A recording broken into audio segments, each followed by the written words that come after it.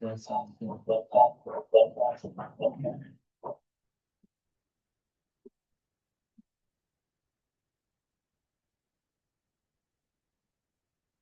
Hello. Yeah. Okay. Welcome to the quantum symmetry seminar. Today, we are very happy to invite Professor Hong Li from Harbin Institute of Technology.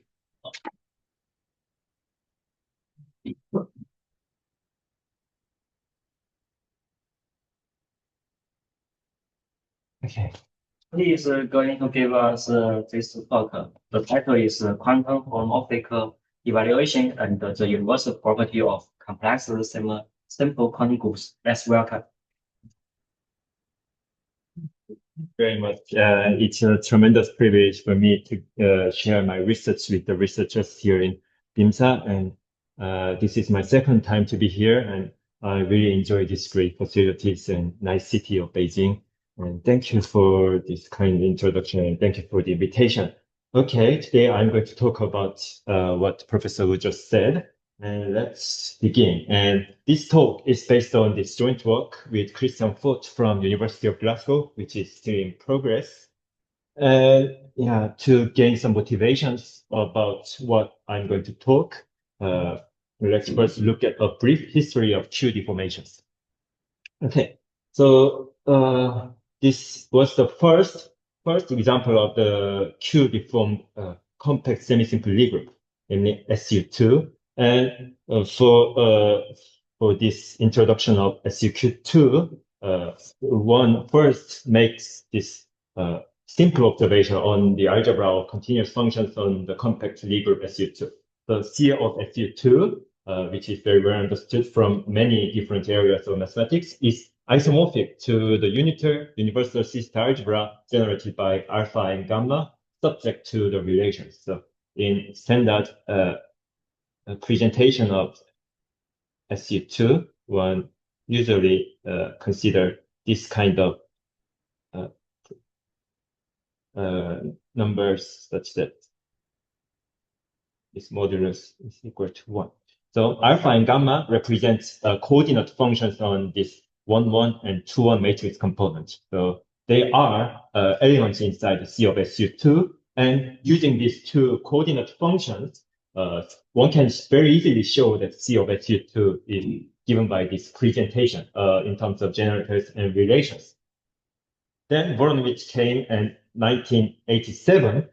He found a one-parameter deformation of this algebra of continuous functions.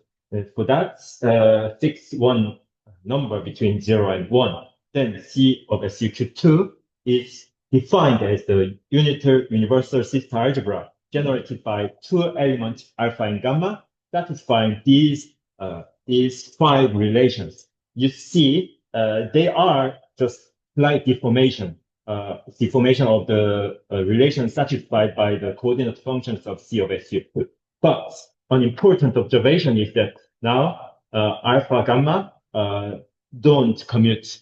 Okay, so whereas in the commutative case, those two coordinate functions are of course commuting. But now we are in the non-commutative realm by requiring this, and the non-commutativity is controlled by this parameter Q. And the others can also be related like in a similar manner. So this is the T of SUQ2 is given by this generator and relations, generators and relations.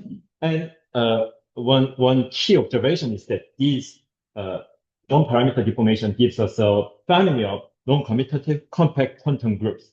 Okay, in this talk, I'm not going to talk much about quantum groups because we are going to focus only on system algebras underlying those quantum groups. But anyway, by means of this Q deformation, we have produced very interesting class of non-commutative system algebras. So that is the point.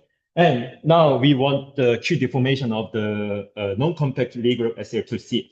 But the situation is much harder here because the group itself is non-compact, and hence the machinery of system algebra needs to be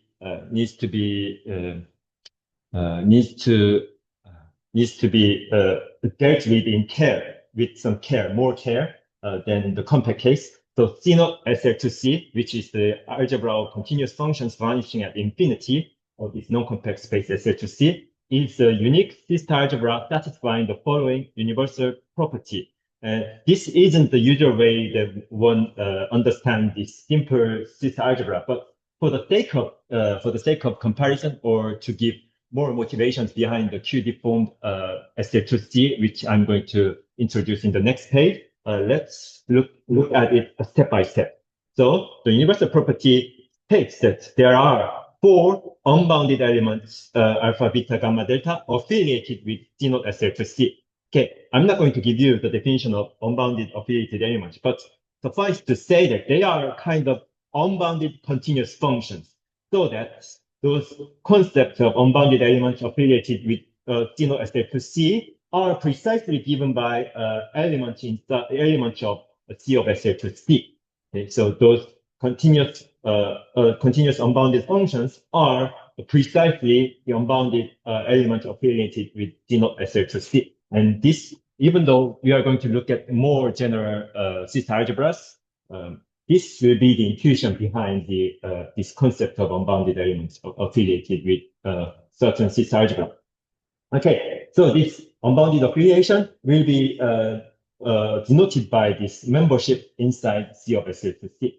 So the universal property says that there are these 4 unbounded elements satisfying this relation, which states that those alpha, beta, gamma, delta, as well as their conjugates, all commute with each other, so that the resulting C-star algebra should be commutative and satisfy these 2 relations, which are satisfied by the standard coordinate functions of SL2C if we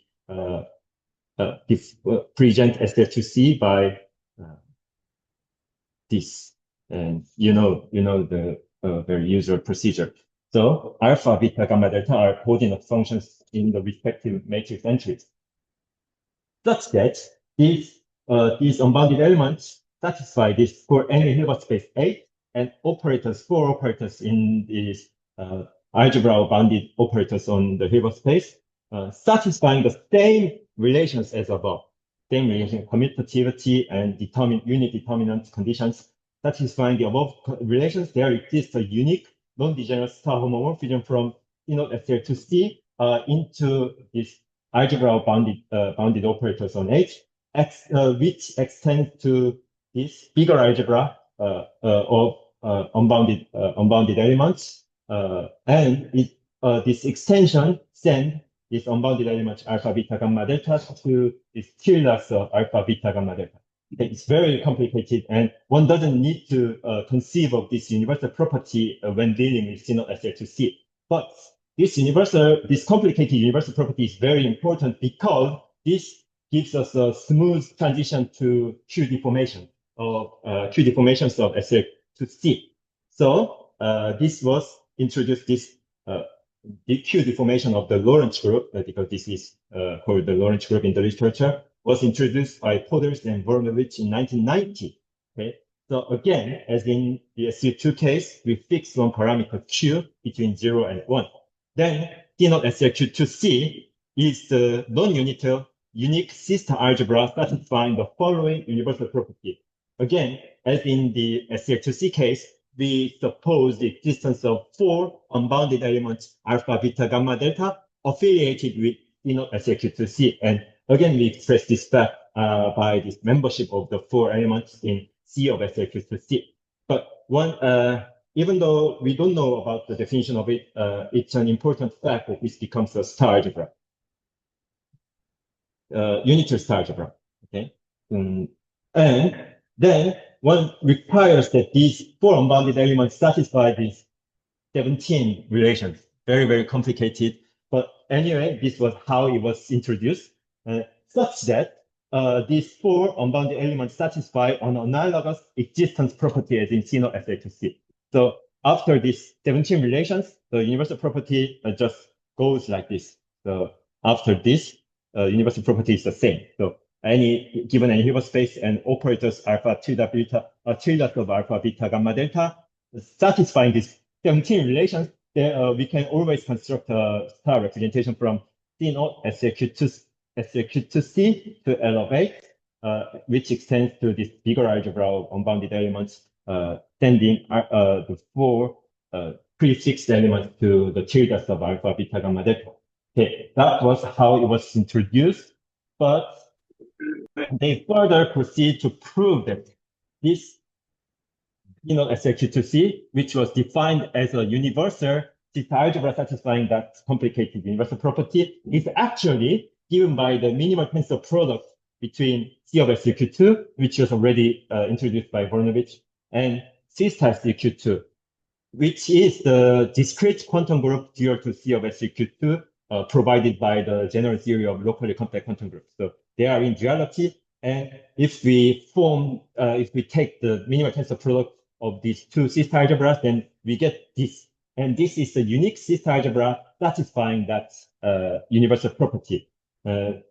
As a matter of fact, this theorem that I denoted as theorem is the definition taken in Podolsky and Voronowicz paper, and they proceeded to prove that this minimal tensor product C star algebra actually satisfies this universal property. But anyway, for the sake of the flow and the story of this talk, I just switched the two, and that's just a fact. But you can just take it as a theorem. Okay, I will going to refer to this as a theorem. Okay, so this Q deformation, these Q deformations were later generalized to arbitrary compact semisimple Lie group as well as arbitrary complex semisimple Lie group. Okay, not just SU2 and SL2C. Okay, so if we apply this general procedure called Q deformation, then we get a one-parameter family of non-commutative compact quantum groups. Non-commutative compact quantum groups, and we apply this Q deformation to this complex semisimple Lie groups, then we get non-commutative locally compact quantum group. And they form very interesting classes of quantum groups in the literature. So this procedure called Q deformation is a very, very interesting construction in the theory of C star algebras for sure. But the problem now comes here, because after this work of Podolsky and Voronowicz, the Q deformation of the complex semisimple group G has always been taken as the C star algebra given by this minimal tensor product between the C star algebra underlying KQ and its dual C star algebra. Okay, this has been taken as the definition, whereas I refer to this as a theorem. So the problem is this: where is the universal property? The universal property was the main motivation behind the introduction of the quantum Lorentz group. But after this work, the universal property has largely been lost in the literature. Okay, that is the gap that I'm going to address in this talk. But there are several difficulties in generalizing this universal property to more general complex semisimple Lie groups. Because first of all, what is the corresponding universal property when G isn't equal to SAQ2C? So SAQ2C is the simplest complex semisimple Lie group, and we know from where we can start, from where we can deform the universal property, because this admitted very simple presentation in terms of four coordinate maps, coordinate functions, and we deform the relations satisfied by these four coordinate functions in SL2C to obtain SLQ2C. But for more general complex semisimple Lie groups, it's not even clear where we should start out to get Q-deformed complex semisimple Lie groups. And also for exceptional Lie groups, there are not even any canonical coordinate descriptions of those Lie groups. Okay, so that was one difficulty to start out. And also, the other difficulty is that there would be far too many generalities and relations for general complex semisimple Lie groups.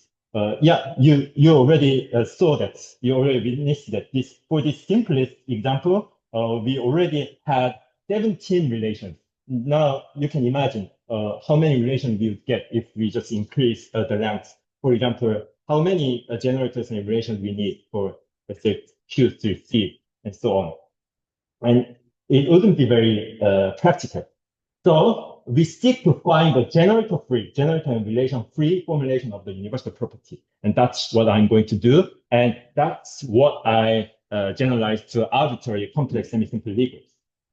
Okay, to do that, to find this coordinate-free description of the universal property, we need to look at algebras of polynomials on complex semisimple Legals. Okay, let's first look at the classical case of SL2C to gain some motivation. Okay, first, define this for SU2, the algebra of polynomials on SU2 as the start of algebra inside C of SU2 generated by these two coordinate functions. Okay, and then it is a standard fact, in fact, an easy exercise to prove that this set of all star-preserving characters. Star-preserving characters means that we consider all or characters, non-trivial characters, which is star-preserving onto the set of complex, the field of complex numbers. They should be non-trivial. And then one can show that this is actually given by point evaluations at the point of SU2. Okay. This can be proved, for example, by Hilbert's Lorentz and on the right-hand side, we also have this from general theory of cis algebras, the theory of commutative cis algebras. We know that those star-preserving characters of this cis algebra C of SU2 are actually given by pointwise evaluation. So this relation establishes an interesting bridge between algebra on the left-hand side and analysis on the right-hand side. And further, let's look at another such phenomenon. So let's increase to the complexification SL2C. We define this polynomial algebra on SL2C as the start of algebra generated by the four coordinate functions. Okay. Then one can also prove using the analogous methods such as Hilbert's Lorentz and also the standard cis algebra theory. One can show that those spectra of for SL2C and C0 SL2C are actually given by pointwise evaluations at the point of SL2C. Okay. And one fact is that, an important fact is that this polynomial algebra on SU2 is embedded into polynomial algebra on SL2C via this non-star preserving map. So if we just give up the star preserving property, then we get four generators for SU2, namely alpha, gamma, gamma star, and alpha star. Okay, and we send them to the corresponding generators in for SL2T. In matrix notation, this might be written as this. So we send the fundamental representation of SU2 to the fundamental representation of SL2T. Okay, so in a sense, this gives us extension of functions on SU2 to functions on SL2T. Okay, and those elements are actually holomorphic polynomials on the complex manifold SL2T because these coordinate maps are just holomorphic coordinate functions on SL2T. Okay, because they are holomorphic polynomials, now we can consider these images of those extended functions under the complex conjugation of for SL2C. This involution is just complex conjugation, and we denote the image of the embedded for SU2 inside for SL2C under the conjugation by Paul bar SU2. And then because we just have taken complex conjugation, then elements inside Paul bar SU2 are given by anti-holomorphic polynomials on SL2C. Okay, they are just elementary observations.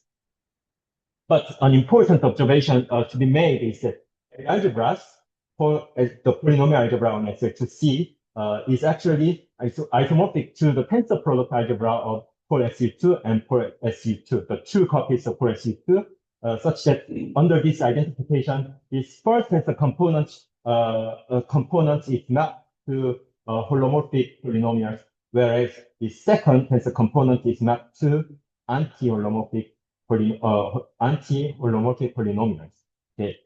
this is a basic fact that can be deduced from the very definition set. This was generated by the four holomorphic coordinate functions and their conjugates. And that's the involution, which is the complex conjugation interchanges the two tensor components. So a priori, the right-hand side is only an algebra, but the left-hand side is a star algebra. So we can pull back the involution on the left-hand side to the right-hand side. Then this involution becomes this, because if we take the complex conjugate of a holomorphic polynomial, then we get an anti-holomorphic polynomial, and vice versa. Okay, that's why this relation holds under the identification. Okay, then now everything is not very clear, but now we can generalize this polynomial algebras on arbitrary complex semisimple quantum groups, Q-deformed complex semisimple Lie groups. Okay. Yeah, I'm going to assume that the audience is familiar with this for KQ, this algebra matrix coefficient of KQ, because explaining this would just take us too far afield, because this requires a whole one full talk, I think. So let's just assume that there is a star algebra. This isn't the C-star algebra, but this is the star algebra representing the non-commutative space KQ. And for those of you who are familiar with the theory of complex quantum groups, this is the Hofstad algebra, namely the dense algebraic complex quantum group underlying KQ. Okay, let's denote the complexification of KQ by GQ. Then let's ask this question: what is the algebra of polynomials on GQ? We already looked at algebra of polynomials in the case of SL2C, but we want to generalize that to arbitrary complex semisimple Q-deformed complex semisimple Lie groups GQ. Then, inspired from the previous observations, as a vector space, we require that this algebra of polynomials on GQ should be given by the tensor product of Pol KQ and Pol KQ. We want two copies of Pol KQ inside Pol GQ. And Pol KQ tensor 1 and one tensor Pol KQ, the first and second tensor component, should be subalgebras of Pol GQ. We don't know about the algebra structure of Pol GQ yet, but at least we expect that this bigger polynomial algebra should reflect the algebra structures of Pol KQ. And this first tensor component represents holomorphic polynomials, and the second component should represent anti-holomorphic polynomials. That's the second requirement. And third requirement might be the most unintuitive at first sight, but this is very intuitive. Okay, the multiplication map. You see, by this definition of Pol GQ as Pol KQ tensor Pol KQ, we have the multiplication map of Pol KQ, which is just a priori, just a linear map of Pol KQ. Then we require that this multiplication map is algebra homomorphism. In fact, not just algebra homomorphism, but star homomorphism. We require that because classically, this multiplication map corresponds to the restriction map of the functions on GQ into KQ. Okay, what this means can be obtained from this. So originally, when we embedded Pol SU2 into Pol SL2C, we said that functions on SU2 are extended holomorphically to functions on SL2C, this bigger space SL2C. And the second component, for the second component, functions on this SU2 were extended to SL2C, this bigger space SL2C, anti-holomorphically. So if we extend the multiplication map, those holomorphic polynomials and anti-holomorphic polynomials, then we get are just functions on SU2, and this amounts to forgetting about holomorphicity and anti-holomorphicity, and we just consider their restrictions to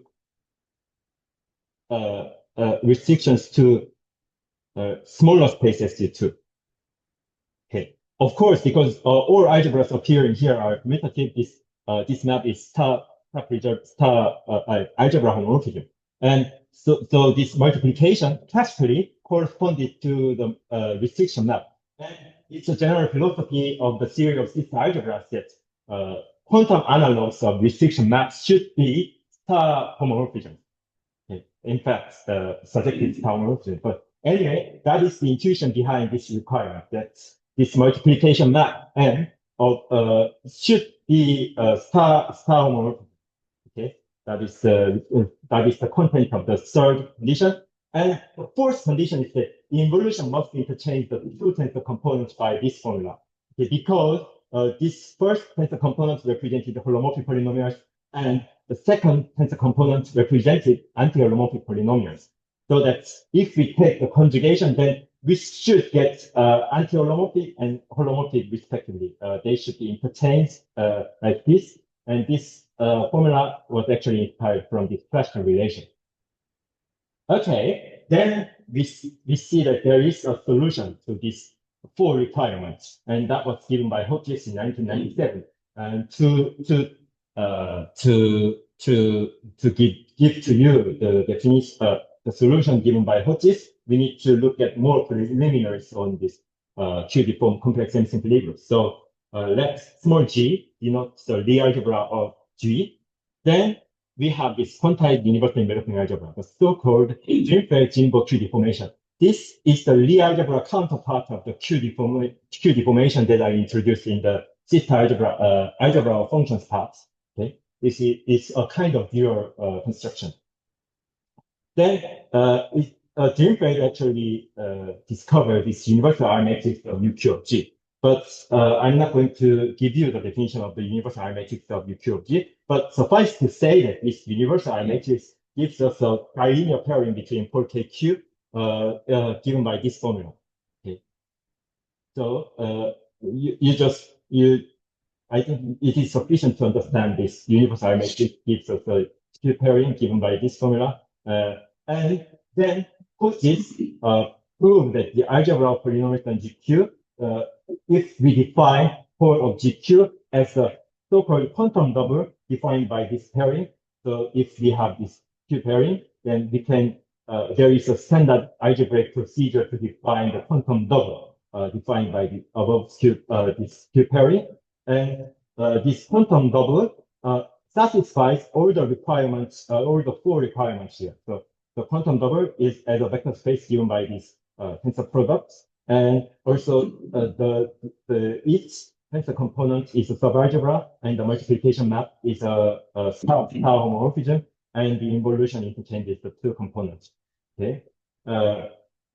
Yeah, I've written down some multiplications behind multiplications on this algebra of polynomials, but it is sufficient to note that in the multiplication, the universal R matrices they appear in the algebraic structure of core GQ. And a consequence is that if deformation parameter isn't equal to 1, then because these universal R matrices are non-trivial, core GQ defined as the quantum double is non-commutative. Okay?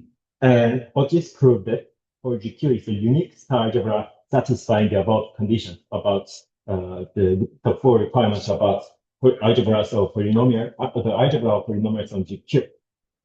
And here is the most important observation that will be relevant for our talk, is that if we take GQ as SLQ to C, then this polynomial algebra defined as the quantum double is isomorphic to the star subalgebra of C of SLQ to C generated by alpha, beta, gamma, and delta. Okay. From this point, now we can reformulate the universal property of SLQ to C in terms of algebras and homomorphisms, okay, very succinctly. So to do that, let's briefly recap this universal property of SLQ to C. So we considered 4 unbounded generators satisfying these 17 relations. Yes. I have a question. Yes. Something is Harbin. Yes. So the universal R matrix is unitive, right? Do you need that condition? No. Yeah, to the best of my knowledge, it isn't unitary matrix. Yeah, so you don't want the R matrix that you're using for the skew pair, which yes. you're using. Yes. Shouldn't be. Yes. Yeah. Exactly. Because otherwise, I think you get like the the usual thing, right? You have Q and then you have the functions. Yes. Yeah. Yes. But this is not like polar GQ. This guy is not the quantum double form by UQG and CQG. No. Okay. Yeah, there are many quantum double constructions related to this, centered around this object called complex semisimple quantum group, but this is one particular quantum double. Yeah, this is like another thing. Yes. Okay. Thank you. Again, other questions? Okay. Thank you. Okay, so we just consider these 4 generators satisfying these relations, but now the strategy is very clear because we have found star subalgebra inside this star algebra of unbounded affiliated elements generated by these 4 generators. So now we can state this universal property in terms of algebras.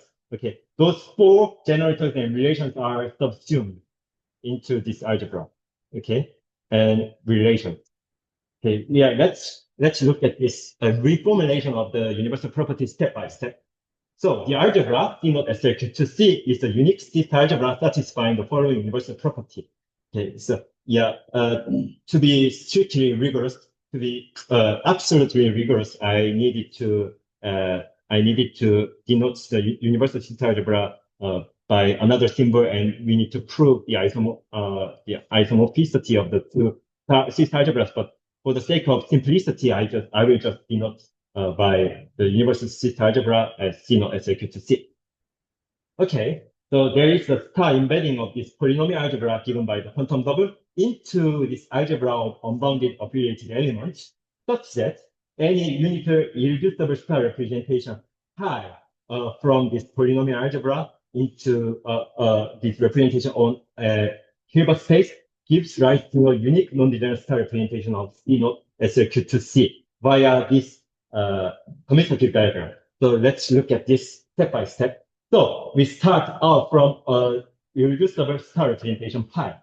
Then, because this SLQ2C is actually given by generators and relations, this means that alpha, beta, gamma, delta are mapped into alpha, tilde, beta, delta, gamma, tilde, delta, tilde, satisfying the same relation. Okay, the same relation because pi is star preserving. Okay. So now we see that the very existence of this star representation of this polynomial algebra guarantees us the existence of the 4 bounded operators inside L of H satisfying the relation. And hence we can use the universal property of Poders and Voronich to find an extension of this representation into the bigger space C of SLQ2C, because in the universal property, we actually postulated the non-degenerate star representation extends to this bigger star algebra. And then this extension, because for SLQ2C is assumed to be embedded into SLQ2C, I'm going to talk more about this later. So this pi extends to this bigger algebra, and we restrict this star representation to this smaller algebra to get a non-degenerate star representation of C naught SLQ2C. Okay. So this is the content of the universal property, and the universal property was very succinctly summarized in this commutative diagram. Okay, so compare the complexity of the original universal property with this very succinct commutative diagram of the universal property. And what we did, here is the main result of our work. What we did is to generalize this reformulated universal property to arbitrary complex semisimple Lie. Okay, that was what we did. And here, let's follow the universal property step by step again. So the algebra C naught of GQ is the unique C algebra satisfying the following universal property. Okay, again, for GQ is defined as the quantum bubble, as in previous slide, and we postulate a star embedding of this quantum double into the algebra of unbounded affiliated elements to this algebra C naught of GQ, such that any unitary irreducible star representation from this polynomial algebra into the algebra of bounded operators gives rise to unique non-degenerate star representation of single object Q via this commutative diagram. So we start out from pi. Then, because from analogy, this must be given by some very many generators and very complicated relations, but they are all subsumed into this polynomial algebra. We don't need to talk about generators and relations anymore, but this existence of pi, this star irreducible representation, produces corresponding bounded operators in this L of H, satisfying very many generators and very complicated relations. Okay, just as in SLQ2C case. Then we prove that actually this star representation extends to this bigger unitary star algebra, unitary star representation of pi tilde, and we restricted this extended star homomorphism to this smaller algebra to get a non-degenerate star representation of C naught to Q. And we proved that this is actually unique, and this universal property characterizes this C naught of GQ. Okay, so this is the reformulation, I would say reincarnation of the universal property of SLQ2C, which was the original motivation behind the introduction of the concept of the whole concept of complex semisimple quantum groups, QD from complex semisimple liquid.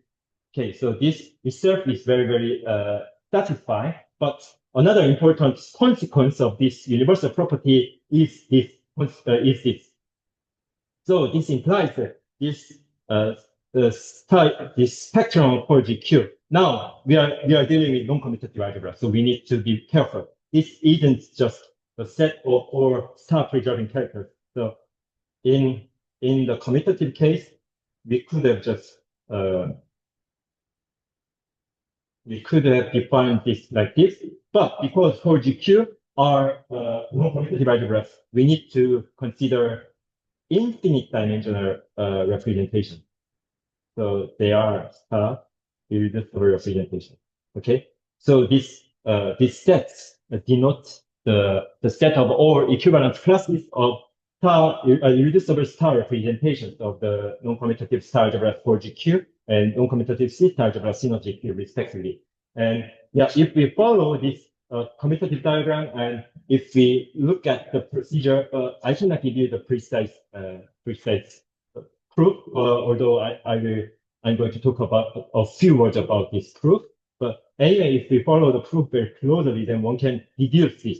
So if we start from irreducible star representation pi, then what we get is an irreducible star representation of C naught to Q. And vice versa. If we start out from an irreducible star representation of C naught of GQ, then it extends to a CGQ, and it restricts, because core GQ is embedded into CGQ, it restricts to a irreducible star representation of core GQ.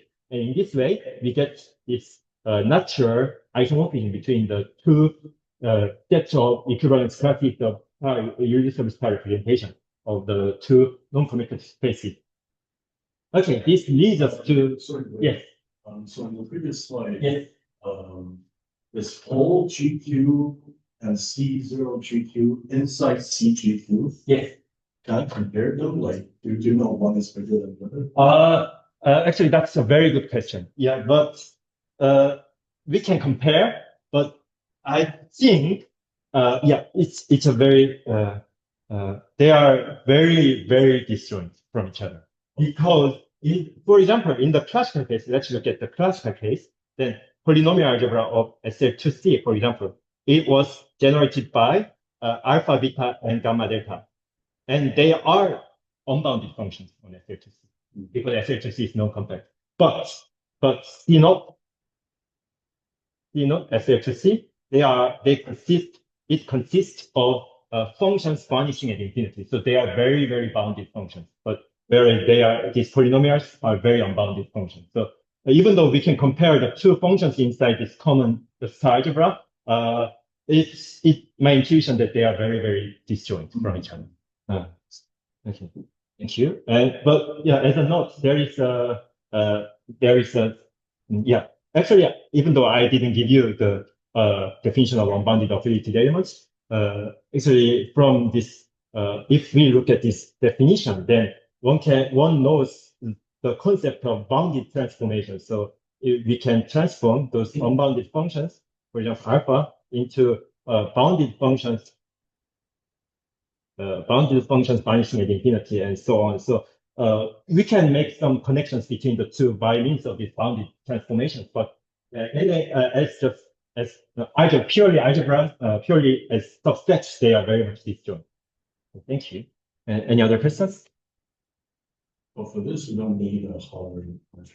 Oh, yeah, I think, let me see. Yeah, rather, I think Haar measure didn't come into the proof. Yeah, so yeah, rather than the quantum group structure, we just needed cis algebra structure. But occasionally we also needed some quantum group structures that we will see in the proof. But anyway, the proof was I would say more algebraic than analytic. So yeah, yes. Thank you. So other questions? Okay, thank you. Then before we get into the proof, I'm going to give you a brief look at the proof later, but before we get into the proof, let's look at a few important consequences of this universal property, this reinstatement of the universal property. Okay, so let's pick one irreducible star representation of PORGQ. Then one can conceive of this non-star preserving representation. Okay, so PORKQ was identified with the first tensor component inside PORGQ, which represented holomorphic polynomial. Okay, holomorphic polynomials in PORGQ, and classically, this first half of the map amounts to holomorphic extension of functions on KQ to the bigger space GQ. Classically speaking, holomorphic extension, and classically speaking, this pi, this representation pi means evaluation homomorphism at the point pi, because if we just let if we let Q equal to 1, then pole G becomes a commutative star algebra, and hence this corresponds to G exactly via pointwise multiplication. So this is the holomorphic extension followed by evaluation at one particular point inside GQ. That is the intuition, and hence we call this non-star preserving because this first embedding is non-star preserving.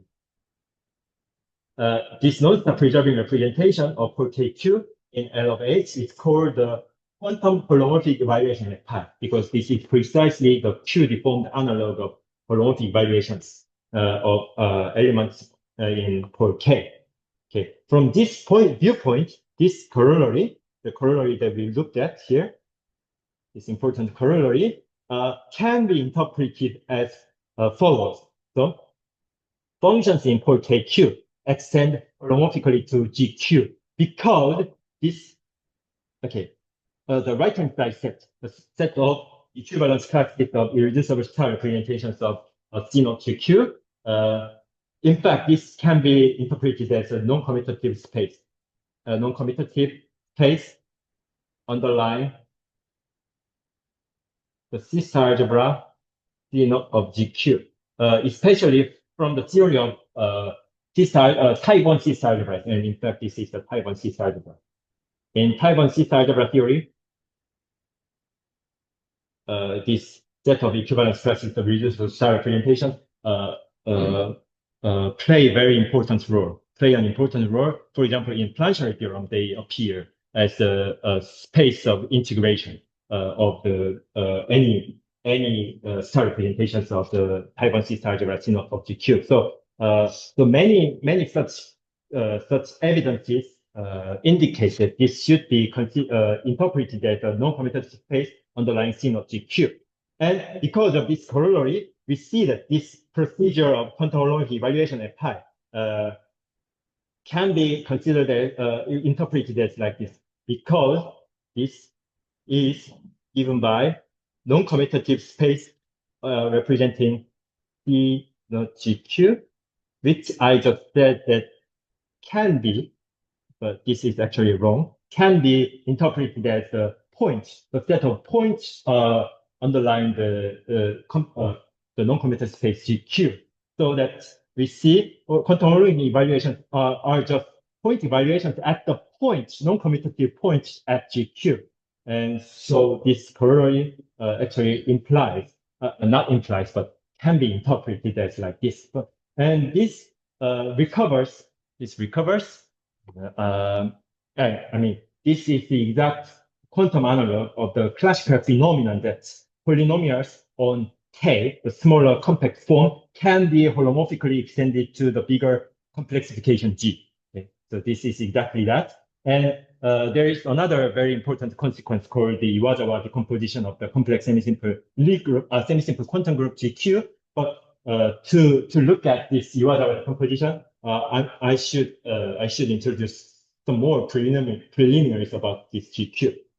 Okay, so we recorded this C naught GQ, even though we have proved the universal property, actually a priori is defined as the minimal tensor product between C of KQ and its dual C star of KQ.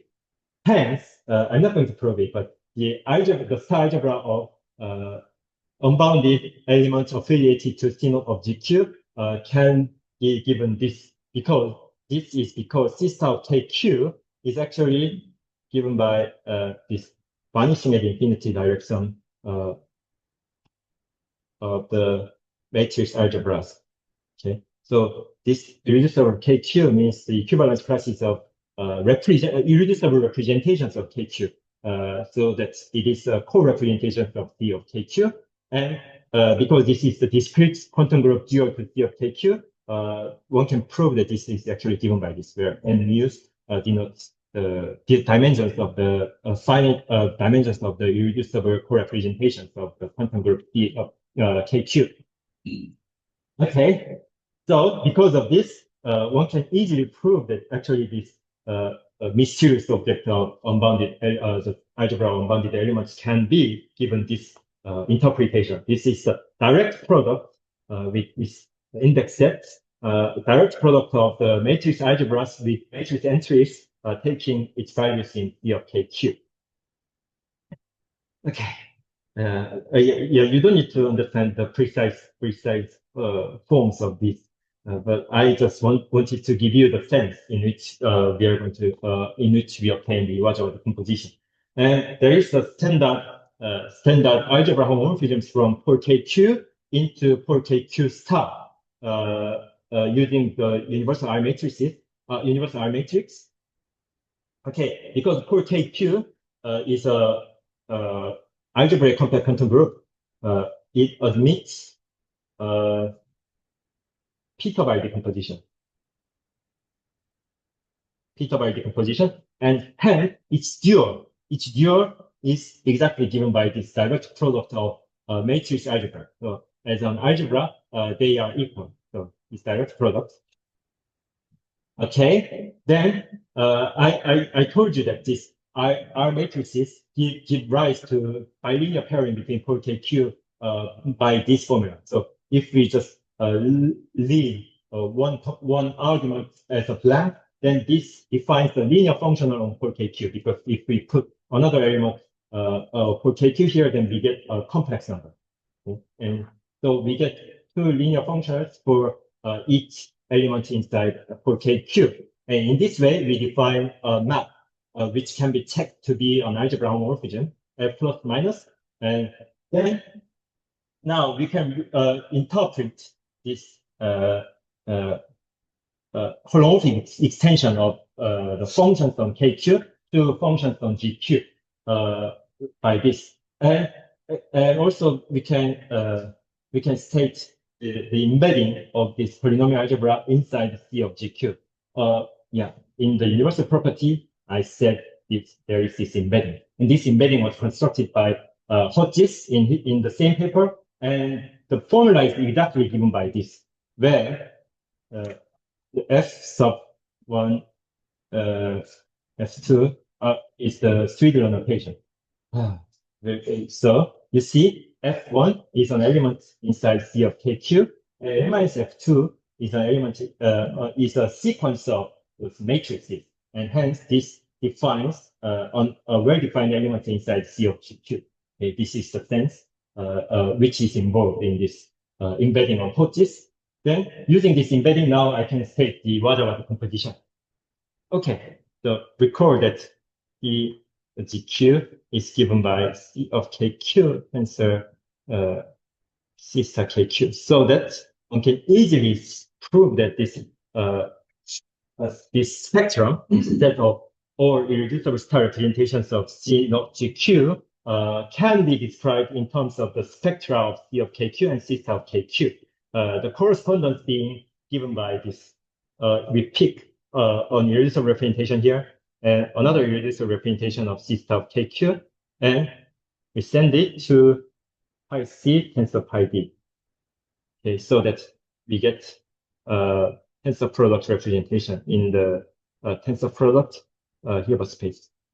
Okay, so there is this very established natural isomorphism between the two spectra, between the two sets.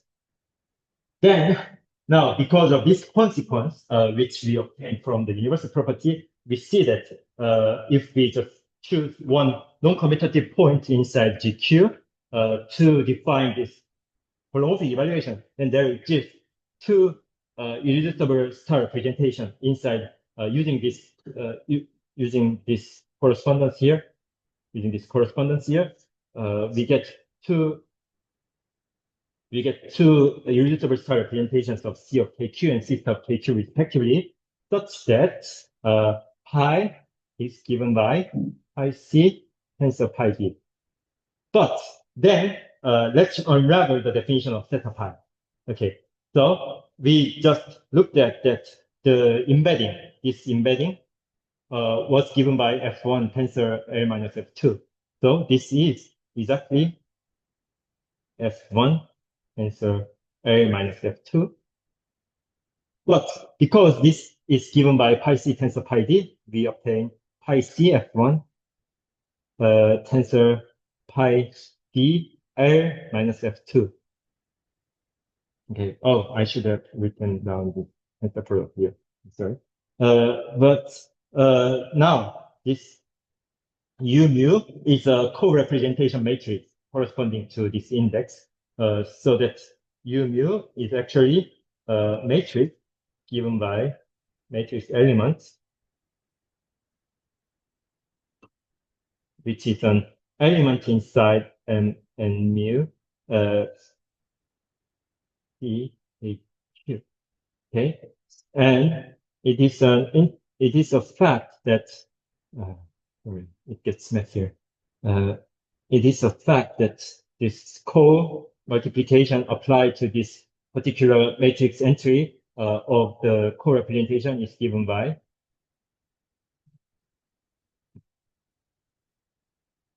so it's a kind of matrix multiplication like expression. So using these two, if we apply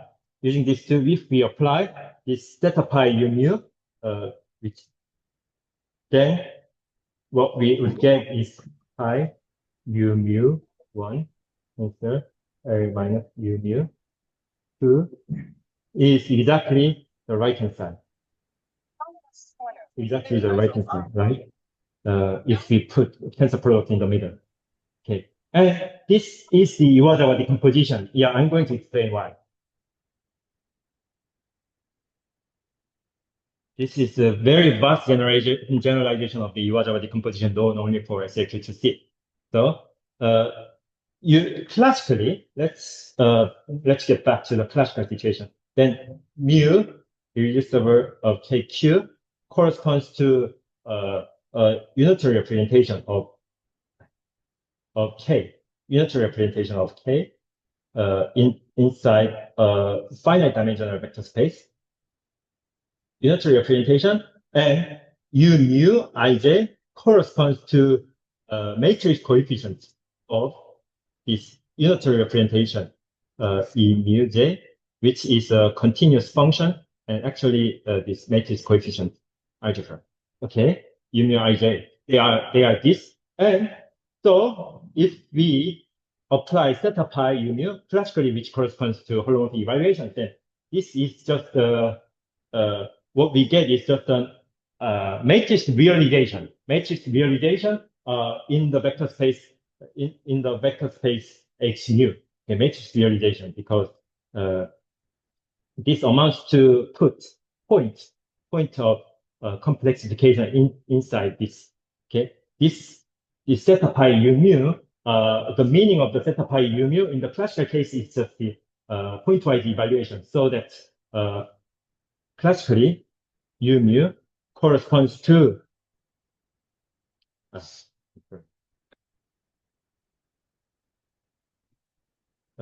pi mu x I j.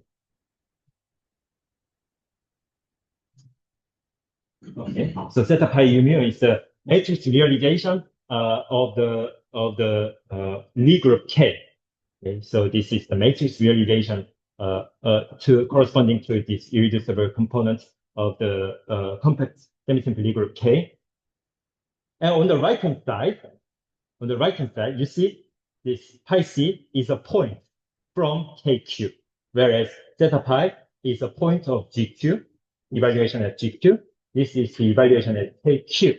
Okay, and yeah, for this I cannot explain, but in the quantum group community, this is interpreted as the Q deformations of the AM part of the Iwasawa decomposition. Okay, so yeah, I cannot explain about this, but this is generally accepted in the community. So that this actually says that what this last equality means is exactly this GQ is given by KQ, A, and Q in the matrix realization corresponding to mu, because okay, so this is exactly the Iwasawa decomposition, and there is a remark. So this corollary was previously known only for SH2C. Oh, I forgot Q, and the fundamental representation of this. So that's where it was referred to as the Iwasawa decomposition of SH2C in this work of Poders and Voronowicz.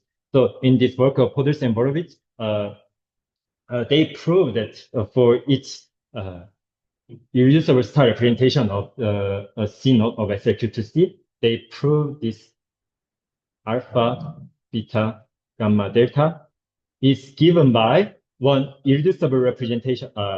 Okay, they didn't say irreducibility, but upon closely looking at their proofs, they only prove for irreducible representation. So, and irreducible representation of alpha, gamma star, alpha star, and another discrete component they denoted as this. They only prove this in their paper, but what we were able to prove is that we generalize this Iwasawa decomposition to most general case, to arbitrary complex semisimple Lie groups with arbitrary matrix realization, not just the fundamental matrix realization one.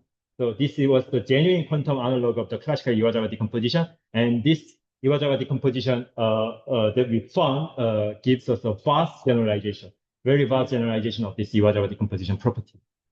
Okay, so let me finish with a brief look at the proof of the main result. So far, any other questions? Yeah.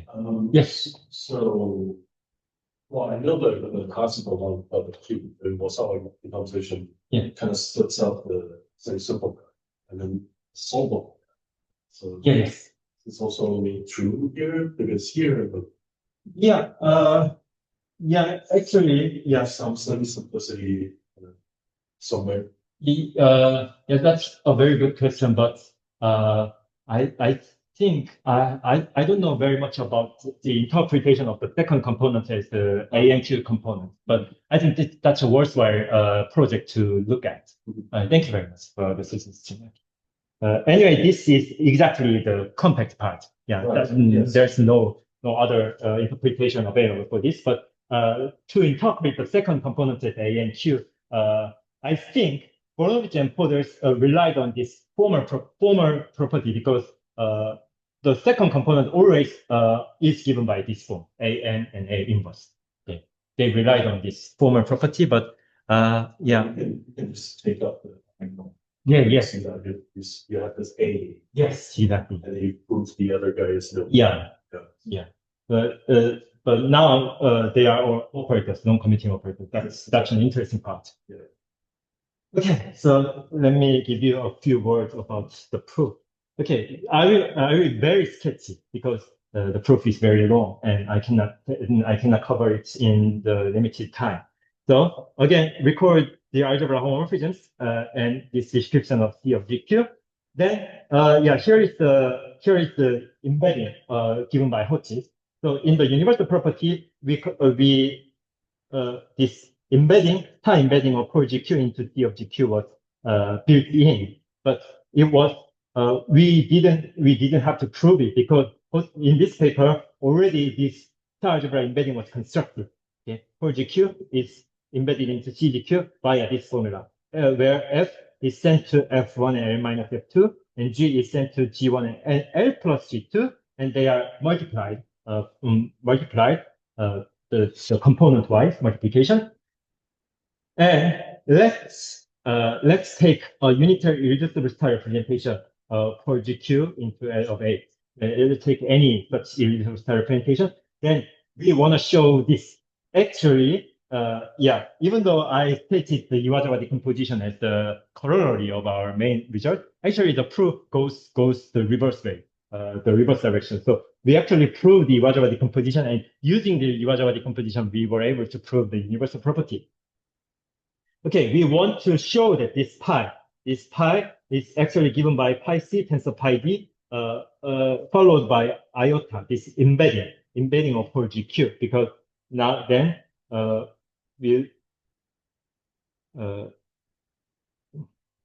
so then we can prove that this representation of whole GQ extends to C of GQ. That is what we are looking at. Well, that is what we are looking for, because in the universal property, yeah, we were seeking to find this extension of the irreducible star representation to this bigger space. So actually, we are seeking this pi c and pi d such that pi is given by pi c tensor pi d followed by the embedding iota. Okay, for some pi c in the spectrum of C of KQ and pi d in the spectrum of C star of KQ. For that, we follow the usual method to obtain the classical Iwasawa decomposition in classical complex semisimple groups. So remember, this is theta pi u mu. Okay, this is theta pi u mu star. Holomorphic evaluations, and I told you that this classically corresponds to this matrix realization. And to get the Iwasawa decomposition, we first form the square of the matrix realization, and then then classically, okay, let's proceed step by step.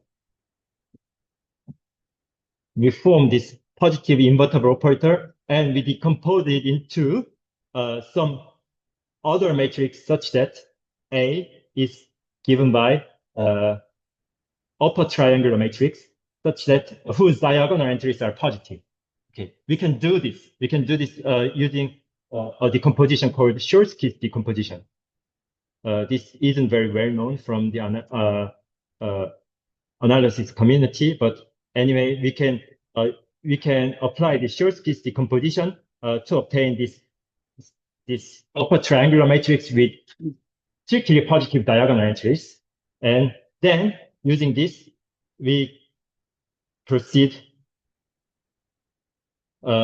We compute this, and then by definition, this matrix is unitary because they are same, they are equal.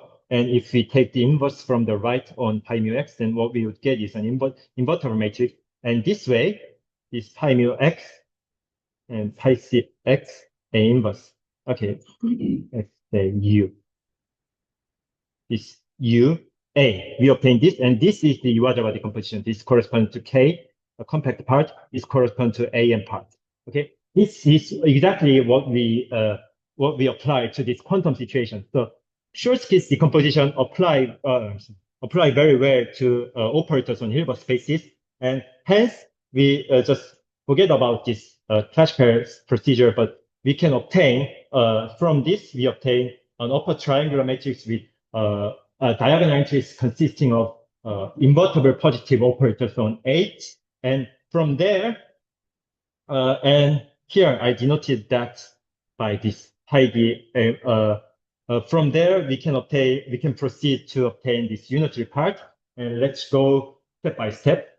So first observation to be made is that this square matrix doesn't depend on the first tensor component of C of KQ. Remember this, so that this one is actually independent of the first tensor component, and hence they are purely numerical matrices.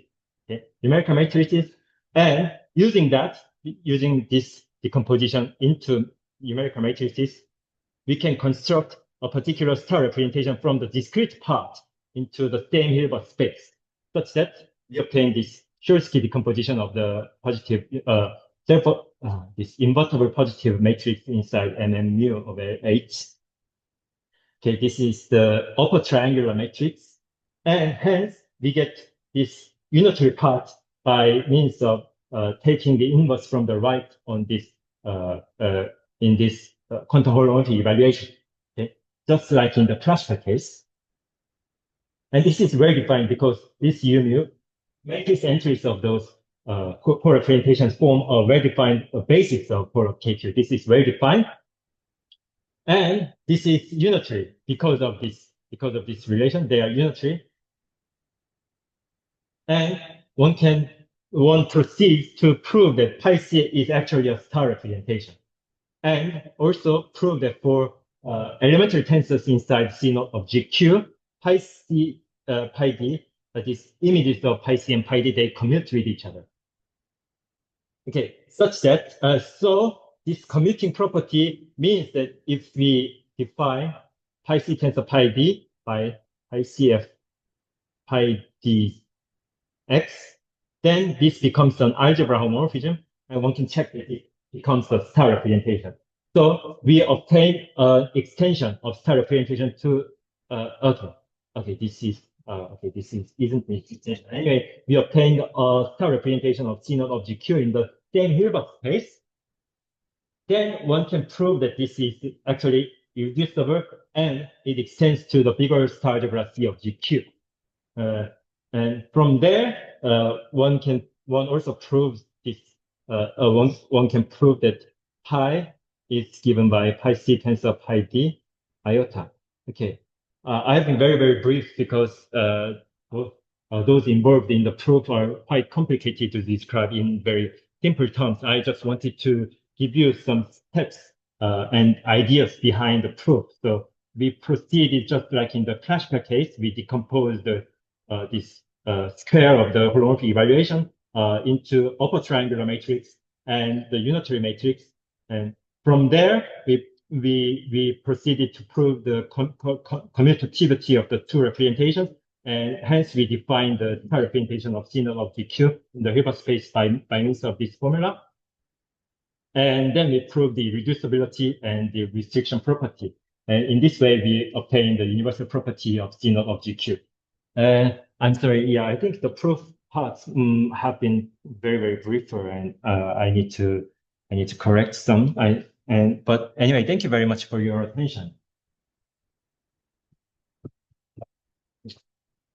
It's a very nice talk and we have a lot of results. Yeah. Any question? Yes. Just clarify your definition by universal property. Yeah. I mean, with the previous definition of minimal tensor product. Yes. So they are less equivalent. Yeah, actually, the equivalence was proved for SLQ2C in the original paper written by Poders and Borovitz. But after that paper, the universal property has been lost from the literature. No one has ever talked about that. But what we proved is that actually this quantum double, the quantum double has been taken as the definition of Q-deformed complex semi-simple Lie groups after this work of Podolsky and Voronowicz. But what we proved is that this quantum double is actually equivalent to the universal system algebra satisfying the universal property that I laid out in this. So they are equivalent. And you said this definition by minimal first of all for quantum double, it's not Q. You said that a question, where is the universal property? What do you mean it's not universal? Okay. So actually that is the starting point of our research. So so in our story, we said that originally the scheme of SQ2C was defined in terms of as a universal system algebra satisfying this property, and they proved that this is actually equivalent to this minimal tensor product. But after that, these Q-deformed complex semi-simple groups are always defined as this, but not as universal system algebra. So this, in what sense this is not universal? No one has known. No one has known if this is a universal system algebra or not. But we recently proved that this is actually a universal system algebra. What do you mean by universal system? Satisfying this universal property. They satisfy this universal property. Okay. In this precise term. So the universal property has been lost, but we just recovered it to every complex simple. Any other question? So can I understand the maps that you define for I plus minus? I plus minus? Not here, but later.